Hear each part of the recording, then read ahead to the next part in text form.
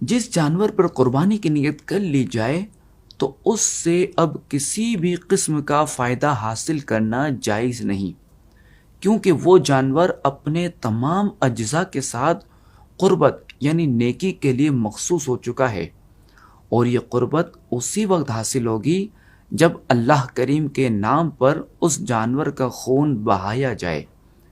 رہی یہ بات کہ اس سے فائدہ حاصل کرنے سے کیا مراد ہے، تو اس سے مراد اپنے کسی کام کے لیے اس جانور سے فائدہ اٹھانا ہے۔ فقہاء کرام نے اس کی کئی مثالیں بیان کی ہیں، جیسے اپنے کسی کام کے لیے قربانی کے جانور کے بال کاٹ لینا، اس کا دودھ نکالنا، اس کی اون اور دودھ کو بیچنا، اس پر سواری کرنا،